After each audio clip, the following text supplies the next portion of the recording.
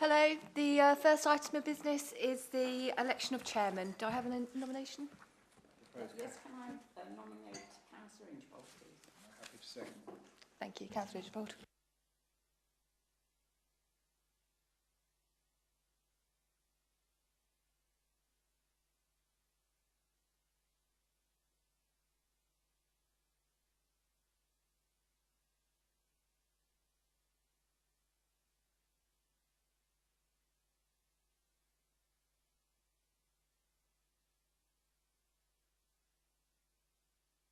Thank you, Mr. Chairman.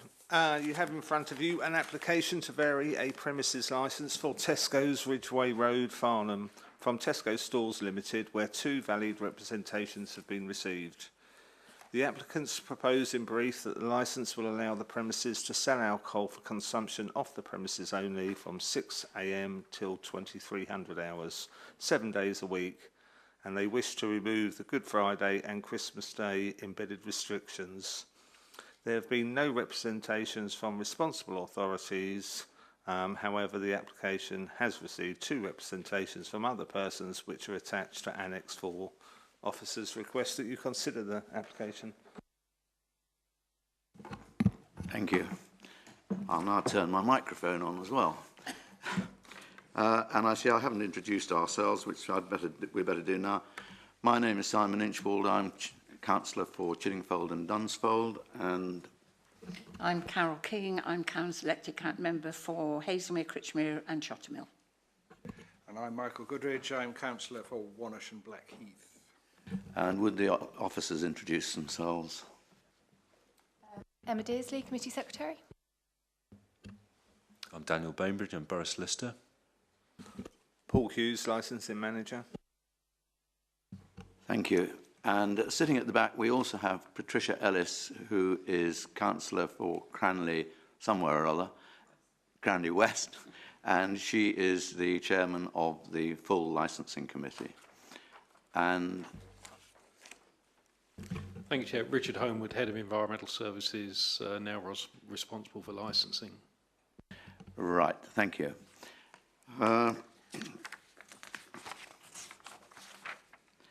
This hearing will be formal but relaxed and enable the committee to reach a judgment which, as far as possible, is acceptable to all parties within the rules and guidelines imposed by the Licensing Act 2003.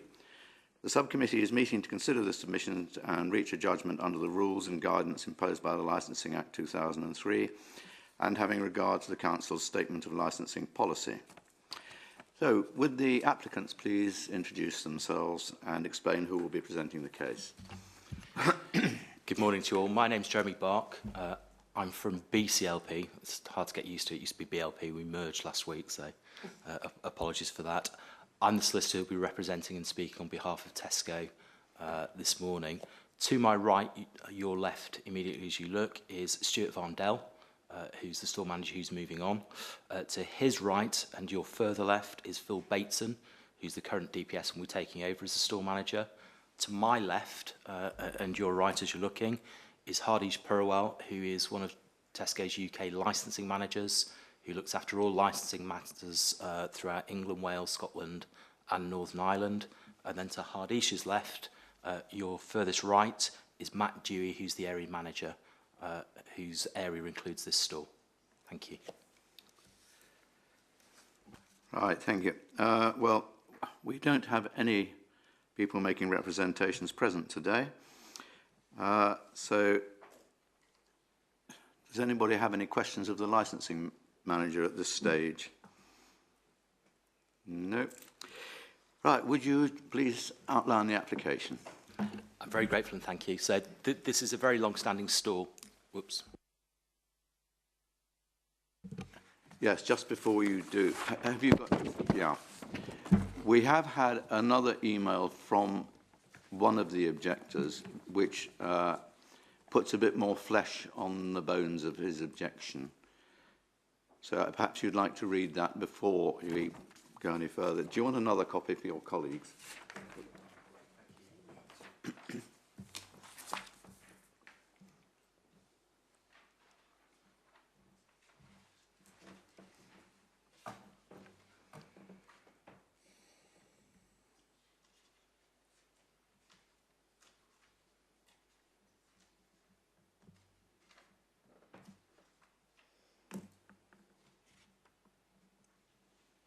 you go.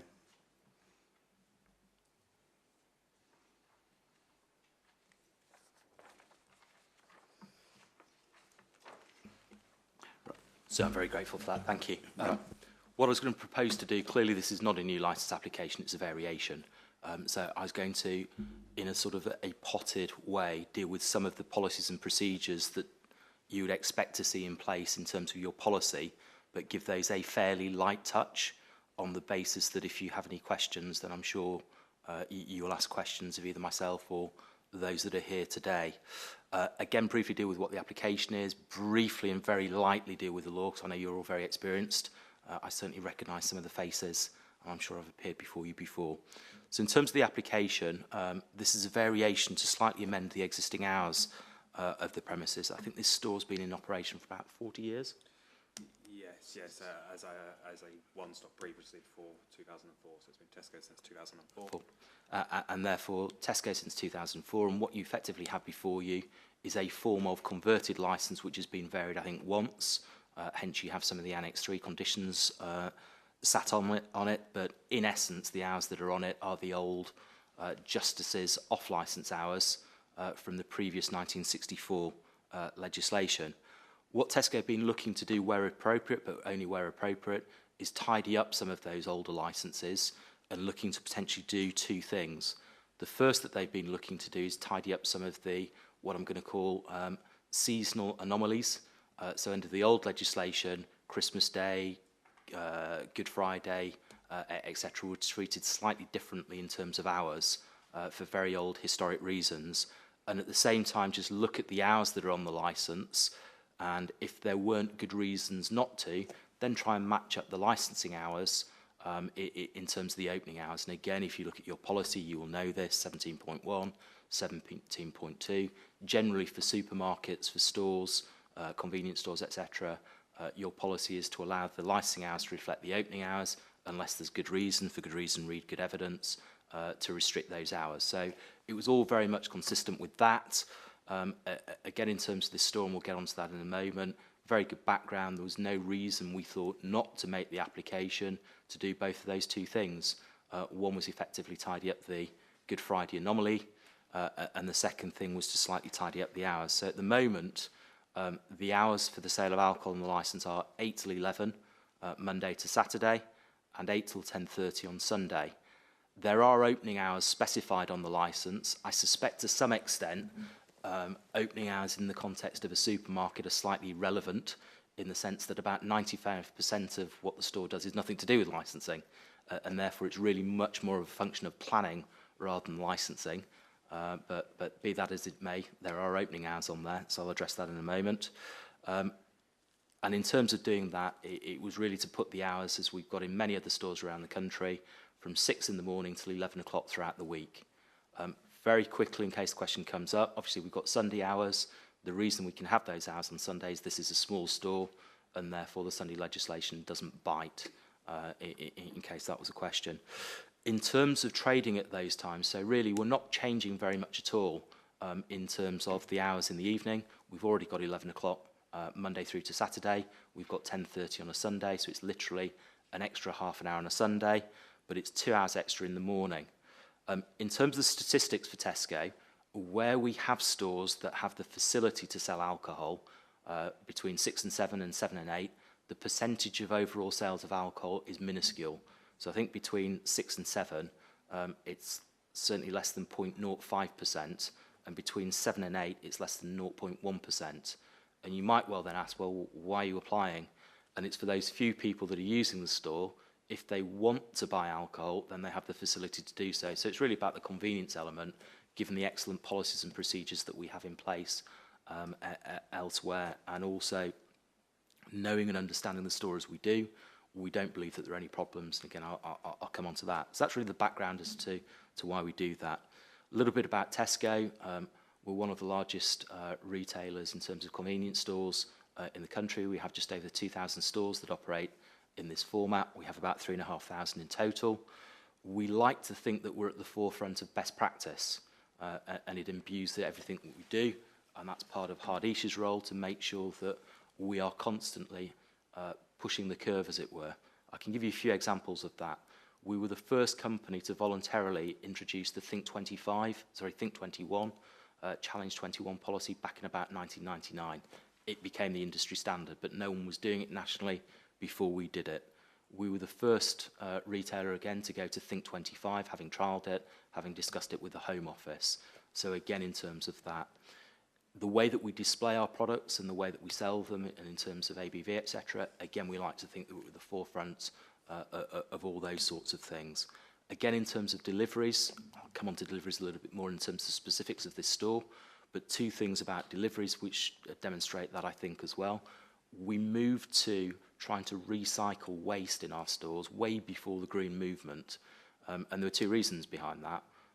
One of the primary motives and reasons behind that was if we were recycling waste from our stores, and the way we do it is we fill up the delivery cages with refuse, and then it goes to a refuse centre, it reduces the vehicular movements of the store significantly because you're not having refuse collections, and that was one of the primary drivers. Again, one of the other things that we did to our delivery fleet, which again demonstrates this point, is years and years and years ago we removed the electric motors on the plate at the back to a hydraulic motor, and we put a rubberised kick plate on it. You might think very simple things, but again, it's a demonstration of the type of attitude that we have in terms of trying to get things right at all times. One of the things that I think I've been asked to address you on is our good neighbour policy, and it's not a document as such, it's more a state of mind, and it imbues everything that we do. And what we mean by that is we want to try and have the minimal footprint that we possibly can on the area. And that starts right at the start of the acquisition process, where we have an acquisitions committee that involves our CEO of the company, and we look at the area, we look at what we think the impact of our store would be, and if we think the issues in the area are such that we would make those worse, then we simply won't take the site. When it comes to looking at our policies and our procedures through from Think 25 through to the deliveries, etc., again, everything is about having a minimal impact on the local area. All of our stores have a community board, which is given over which is given over to local residents so they can use it. Again, we'll have a community champion within the store who reaches out and will do things that are community-based. And again, one of the things that we like to think we do well is we listen to what residents say. So we'll always listen to them. We might not always agree with them, but we'll always have a conversation and listen to what they have to say. And if we think that they are saying something that's legitimate and valid, then we will seek to effect change in the right way. So that really, in a potted way, encompasses what our good neighbour policy is all about. In terms of our systems and procedures, we have a Think 25 policy. It's programmed to the till, so whenever an alcohol product is scanned, the till automatically freezes, and then the training kicks in the way that you would assume. We have a number of different types of audits. In fact, again, another good example of best practice. I don't think anyone else does this, and I don't know why. Our prompt for Think 25, there's a further prompt that comes up at the bottom, which says a person who is 18 today would have a date of birth of, and whatever the date of birth is. It makes it incredibly easy then for the less numerate amongst us to actually look at the form of ID and not have to do the maths. So again, that's probably one of the best expositions of how that kind of works. In terms of audits, we do lots of auditing of our systems, including alcohol. Each store is mystery shops on a quarterly basis. One aspect of that is using people who are 18 and 19. We can't use 16 and 17-year-olds, only the police and trading standards can, in order to carry out test purchases to make sure that Think 25 policy is working. On top of that, every quarter, we have a further form of check, which is called Safe and Legal. And in essence, what that looks is all facets of the store to make sure it's operating as it should be. One part of that is licensing. So we look at the law, we look at the license, we look at the Tesco procedures and policies to make sure they're all being adhered to. Hardish gets a copy of that, Matt gets a copy of that. If there's anything that's highlighted, it means that we can address it immediately. In terms of training, our training is massively comprehensive. I'm not going to deal with it all in great detail. Suffice to say that we have an age-restricted DVD, which deals with all alcohol sales, which I think is still the only training in the off-licence sector that has won the British Institute of Innkeeping Good Practice Recognition Scheme Award. So again, it's been validated externally, and it's seen as being class-leading. We have a number of additional policies in addition to the Good Neighbour policy. We have a responsible retailing of alcohol policy that's very detailed, but I can sum up in the following way. We encourage, train and empower all members of staff to refuse any sale of alcohol where they have any concern whatsoever. And we back that up with probably the most important policy in that regard, which is called You Say No, We Say No. And what that means is if a member of staff refuses a member of the public, and the member of the public is somewhat aggrieved and therefore wants to challenge that decision, they will go to one of the managers and sort of explain what happened. Even if the manager thinks, actually, I would have come to a different decision, they will always support the refusal. There is no point training, empowering, encouraging people to refuse the sale of alcohol if you're then going to challenge and overturn that decision. And I think that probably tells you everything you probably need to know in terms of our attitude to retail of alcohol. We, of course, have CCTV within the premises. It's an existing store. There are fixed cameras on certain locations, the entrance, the tills, the alcohol displays.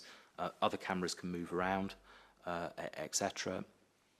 Spirits are stored behind the till, etc. So that gets a lot of thought. In terms of deliveries and in terms of this store, there are a couple of restrictions. So there's one restriction that's on the licence, which states no delivery shall take place between the hours of 9 p.m. and 7 a.m. There are also separate local restrictions, and those are the ones that I think the residents and the ward councillor are referring to. They're not specific to Tesco. They are specific to the area because of schools and because of the traffic flows, etc. Tesco carry out effectively a risk assessment. They have a document for all deliveries. Excuse me, the store is fully aware of that. On very, very, very rare occasions, a delivery driver might turn up slightly early. If they do so, then one of the store managers will effectively say to them, I'm really, really sorry, I'm not accepting the delivery. Off you go, you have to come back at the appropriate time. I think that happens probably once every 2 months or something like that. It's something that we crack down on very hard on. If we get any pushback at all from any of those delivery drivers, then that's something that Matt will get involved with and use his way, or Hardeesh will, to make sure that there is effectively no problem. But as I say, it might be occasionally at the morning where someone turns up 10, 15 minutes early. We will still send them on rather than accept the delivery in terms of that. In terms of antisocial behaviour, our stance is quite simple within our stores. We don't tolerate it. If people behave badly, we ask them to stop. If they won't stop, we ask them to leave. If they won't leave, we call the police and we ban them. It really is that simple in terms of the zero tolerance attitude that we have. We have something called a rogues gallery. So if we need to, if we ban someone, we print off a still from the CCTV. Into the rogues gallery they go, and we tell the police about it. We have a very good relationship with the police, both locally and nationally. That's something that Hardeesh deals with an awful lot in terms of this. In terms of the representations which have been made, there are essentially the two, plus the supplemental document there. If I deal first with the representation from Councillor Pritchard, I think there are essentially 4 points which are being made. First is in terms of Tesco deliveries are not sympathetic to local traffic, etc. We use the smallest vehicles we can, and we are constrained by the local highways things. I gently submit to you that's not really a matter for licensing, and what we're really talking about here in terms of Tesco is alcohol sales account for about 5 to 10% of total sales, so it's a small but nonetheless important part of what we do, and we really have no control over any of that. The second point is the increase in alcohol times and opening times will contribute further to antisocial behaviour. I think probably 3 points coming out of that. Firstly, the increase in hours. There are no real increases in hours late at night. They're already permitted. The increase in hours in the morning, I don't think there's any suggestion that there's a problem there, but secondly, you've heard the stats about the proportion of sales. We'd be very surprised if we sell very much alcohol at all. It's about having the facility. And I think the final point is we do not accept that there are antisocial behaviour problems in the area at the moment. We know the area very well. Both of these gentlemen know the area, and certainly Stuart has been there for a long time. We have a lot of member of staff who've been there an incredibly long time, 10, 15, 20, 30 years, some of them. I think there was one member of staff you were telling me about, been there over 40 years, who sadly passed away recently. But again, it's that sort of community and that sort of store. In terms of the third point and litter concerns, we don't contribute to litter, we don't think, at all. There's no problem at the store. We have 2 bins outside. We have daily cleaners. The cleaners not only clean within, they clean without the store, and the bins are emptied at least daily, and if they're full, they're emptied more than that. And we will do litter picks outside the store, even if it's not our litter, etc. So again, in terms of times, in terms of what's happening, we don't see that there will be a significant increase in trade per se. This is really about flexibility. think the final point is talking about a local store and competition. And again, as a very experienced committee, you'll know that competition is not really a relevant criteria. In terms of the resident and the objection that's being made there, in terms of the extension of opening hours till 11 p.m, we're already licensed, say, for Sunday till 11 p.m. in any event, and that is not really a position that we recognise. I think what might be being said is that when we're typically closed, people might congregate, etc., in the area. That's not really an issue in terms of Tesco, if people that are nothing to do with the store are congregating outside it. The very final thing I want to do, and I tread this territory very lightly because I do know that you're very experienced, but I have to say it anyway, it's part of my job, is clearly in terms of licensing, it is a permissive regime. And as the government guidance and the various High Court cases suggest, there has to be good reason to restrict. For good reason, read good evidence, and therefore I'd hope you'd agree with me that in terms of the application, it's well thought out. There is no evidence to suggest that this should not be granted. I think the final form of comfort that you can take from all of that is the fact that none of the statutory authorities object to this application. Excuse me, sorry.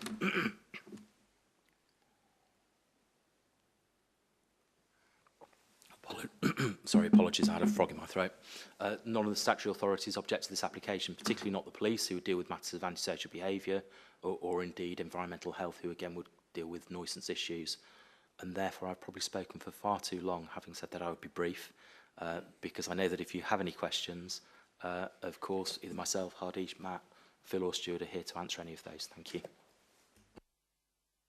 Thank you. I've just got one question for you. Have you had any recent conversations with the neighbours? Yeah, I try and keep a fairly good relationship with the neighbours. There's quite a few that would use our shop on a daily basis, if not twice a day. Generally, there's a warm feel to the store. They know the colleagues that work there in and out of the store as well. So I feel that the relationship is quite strong. And have you actually had any complaints from the neighbours? The only complaint we've had is not necessarily regarding the alcohol licensing. It's more to do with the deliveries, occasion where the delivery restriction has been broken, particularly in the morning, where it might have woken them up. That's the only time we've ever had a complaint, and we've dealt with that appropriately by contacting either the supplier or the distributor or Tesco's and follow that up to ensure it doesn't happen in future. And again, as a supplemental in terms of that, I think I was asking exactly the same questions beforehand, and I don't think we've had any complaints, you were saying, probably since back end of November last year, etc., in relation to any of this. So it's one of those things where we aim for 100% at all times, we do with everything, and if there is an issue with the delivery driver, we will crack down on them very, very hard. And at the moment, everything seems to be exactly as it should be, which is not to say that anyone could give you a guarantee that someone might not pitch up 10, 15 minutes early on a given day, but we will simply send them away, as I said at the outset. Thank you. Well, that complaint anyway doesn't relate to the extension of the hours per se. Councillor Goodridge, any?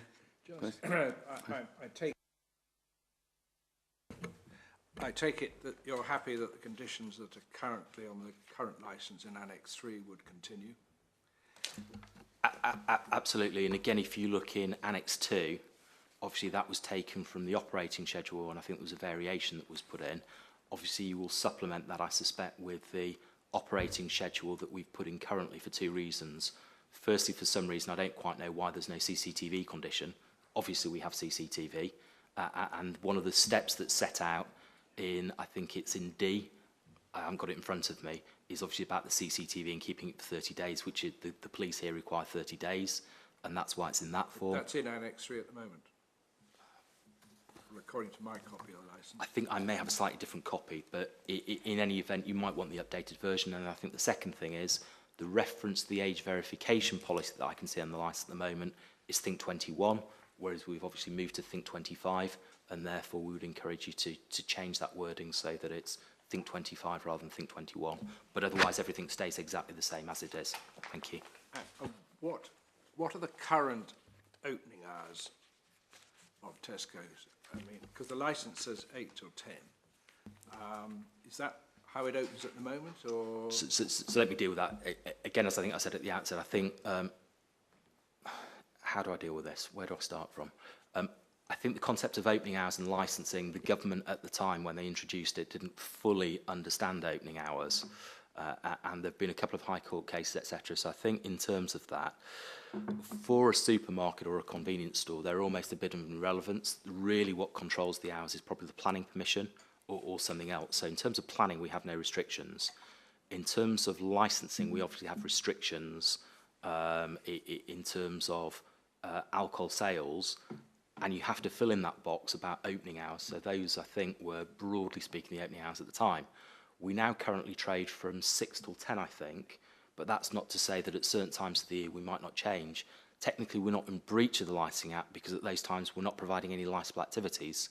What we have on a lot of licenses, and I might encourage you to do this, and I could understand why you might want to do it, I could understand why you might not want to do it, is no opening hours at all, in the sense that some local authorities take the view that for convenience stores and supermarkets, actually because such a small percentage of what they do, less than 10%, is anything to do with licensing, that actually opening should be controlled in a different way. I could equally understand if you wanted to impose that. What we've done is we've matched the opening times to the licensable activities times so that we're not constantly having to come back. It's never going to be longer than that. So if, by way of example, we had the opening hours from 6 a.m. till 10 p.m., but on a particular day or for the month of December, if it was perceived to be busy because of Christmas, we wanted to open till 11 o'clock, technically because we'd be providing licensable activities, we might have to come back and do a variation for that month. And I say we might, because I'm not entirely sure that opening hours are a condition of the licence, but that's a debate that I don't want to get into today, etc. It just goes to the whole problem with opening hours has been not particularly well thought through as to how they're imposed on licences and what you put in there. And again, if you look at the guidance notes, it talks about what are the usual times you're supposed to be open. So again, as I say, that's the background. But if you were to put an opening time on there, I'd encourage you to put 6 till 11, because it just then effectively gets rid of any debate. Thank you. Mr. Hughes, I think you have some pearls of wisdom. Oh, no, it was a question about the 21 in the application and the age 25 that the gentleman referred to, but he's already just clarified that. It's... And Councillor King, you have any questions? Yes, I want to come back, if I may, please, Yeah. Chairman, if I could. I want to come back on your good neighbour policy, because it strikes me that the reasons for discontent amongst the local community all boil down to the fact that you are in an incredibly busy area. I mean, it is very, very busy. That road is a nightmare, as you well know. And engagement with the local community, it goes a long, long way to actually mitigating the sort of complaints that we've been received. And I'd just like to be convinced a bit more, please, from the two gentlemen on your right, about what you plan to do. This is what the community is saying. How are you going to try and mitigate that? I'd be interested to know, please. Can we do this in 3 ways? So I think Hardish wants to say something. I was going to say something very quickly, and then obviously these are the two gentlemen that are local, and they can sort of come in as well. So I think in terms of the good neighbour policy, two things against the background. Obviously, in terms of the objections, you've had 2 objections. And in terms of our experience, I understand it from the gentleman, overwhelmingly, we have a great relationship with those in the area who are our customers. Farnham, as you will know better than I do, it is very much a community, and people don't tend to pop in as a destination shop to this. It's people that are predominantly living in the area. And as I say, I think that the best example of that is the lady who worked in the store for over 40 years had a funeral 2 or 3 weeks ago? In December, sorry.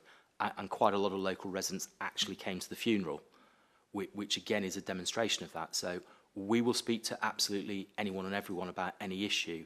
We can't necessarily go out and force people to speak to us, and there will, with the best will in the world, always be the occasional person for whom we will listen to them, but we're never necessarily 100% always going to keep them happy, but we will keep on listening and we will keep that dialogue going. And again, in terms of deliveries, etc., I think Hardish will deal with it in a moment, and the whole thing is we will make sure that where we're getting feedback, we try and deal with it. But I'll let Hardish address that question as well. Hi, I was only going to say that actually we will look to meet with Councillor Pritchard and look at any concerns they have, because despite all of this, actually, we want to be a good neighbour, and if there's concerns that residents are feeding back through the councillor, then we want to address those.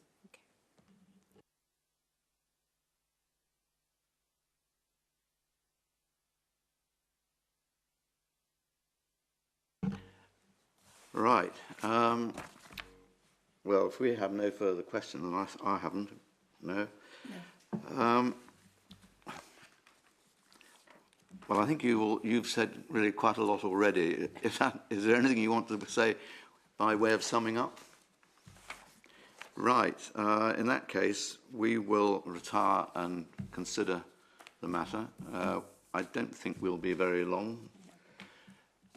However, we do have to write a decision notice, which can take a little while. So, do you reckon we can do it in 20 minutes?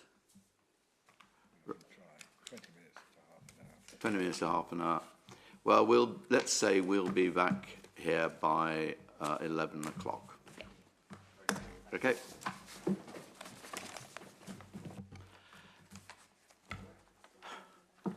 Right. During the deliberations, the council's solicitor was asked to advise the subcommittee on suitable wording for their decision. The subcommittee carefully considered the application for a variation of the premises licence, taking into account the representations received, statutory guidance and the Council's Statement of Licensing Policy 2013-18.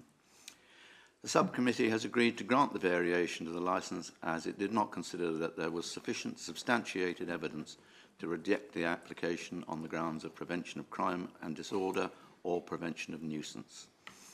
In granting the application, the subcommittee noted that there were no representations from the police for antisocial behaviour, nor had environmental health made objections for public nuisance.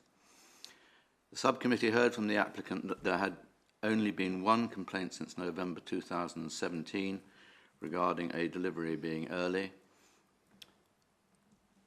and the subcommittee is satisfied that the store has procedures in place to prevent this happening again. The subcommittee is also satisfied by what it heard from the applicant regarding the Good Neighbour policy and was pleased to hear that they would be in contact with the local ward councillor, Councillor Sam Pritchard, to discuss concerns. In relation to the conditions, the subcommittee imposed the existing conditions with one amendment that Think 21 be changed to Think 25. Thank you. So back to the main agenda.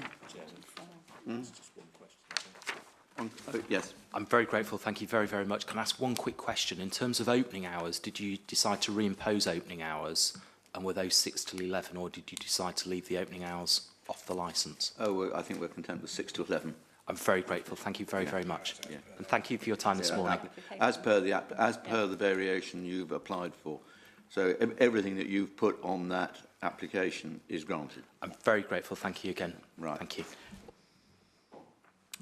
So we don't need to exclude the press and public, and we don't need any more legal advice. No. So